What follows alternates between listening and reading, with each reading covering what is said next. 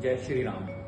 पिछले बड़े दिनों से ना कुछ क्वेरीज ऐसी आ रही हैं, जब कुछ केसेस ऐसे आ रहे हैं जिसमें मान लीजिए हम किसी को रिकमेंड करते कि आपकी कुंडली में अगर कोई दशा अच्छी नहीं चल रही तो आपको ये पाठ करवाना चाहिए। मान लीजिए एक एग्जांपल लेते हैं कि हम महामृत्युंजय का पाठ करवाते हैं या कोई भी ऐसा मंत्र जिसको हम सिद्ध करना चाहते हैं। आज आपको उसकी सही विधि और उसकी कितनी संख्या होनी चाहिए आज हम वो थोड़ा विस्तार से बताएंगे।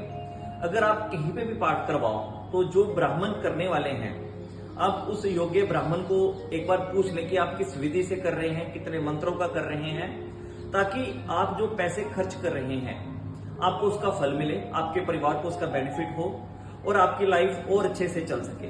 तो मान लीजिए कि हम महामृत्युंजय का पाठ करते हैं। अगर मान लीजिए जो जप संख्या है वो 1,25,000 मंत्र है। 1,25,000 मंत्र जिसको हम बोलते हैं 1.25 लाख मंत्रों का उच्चारण होना चाहिए पूरे पाठ में।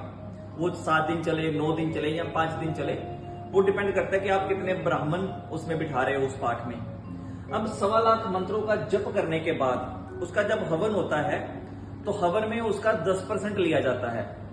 तो 1,25,000 का 10% हो गया 12,500। तो यानी कि आपको 12,500 आहूतियां गिन के हवन में डालनी चाहिए।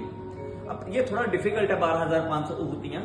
तो उसमें क्या होता है कि 5 ब्राह्मण आपके साथ बैठते हैं। तो आप जब आहूति डालते हो हवन में, जो सामग्री डालते हो, जो समिधा डालते हो, तो आपके साथ वो 5 या 7 या 9 ब्राह्मण जितने भी हो वो उसके बराबर आहूतियां डालते हैं। तो ये हवन जो 12,500 आहूतियां हैं ये 3 से 4 घंटे में आपकी हो जाएंगी। अब उसके बाद आता है तर्पण। तर्पण अब जितना आपने हवन किया है उसका अगर हम 10% ले तो वो बनता है 1,250। उतनी बार उसका तर्पण करना चाहिए। अब तर्पण के बाद एक विधि आती है जिसको हम बोलते हैं मार्जन। मार्जन की जब बात करते हैं वो तर्पण का 10% होना चाहिए, जो कि होता है 125 बार। आपका हवन हो गया, आपने 7 दिन, 9 दिन या 11 दिन जितने दिन भी पाठ किया। अब उसके बाद होती है भोजन और दान। अब इसकी भी एक है क्वांटिटी है, जो इसकी जो गिनती है वो आपने जो मार्जिन इसका जो 125 का आपने 10% लेना है। तो इस भोजन में, इस दान में कम से कम 12 या 13 ब्राह्मण होने चाहिए या 12 या 13 कन्याएं होनी चाहिए जिनको आपने भोजन देना है, जिनको आपने दक्षिणा देनी है, वस्त्र देने हैं और स्टील का एक बर्तन देना है। अगर आप इस विधि से कोई पाठ करवा रहे हो या खुद ही कोई मंत्र सिद्ध कर रहे हैं तो ही आपको उसका पूरा फल मिलेगा।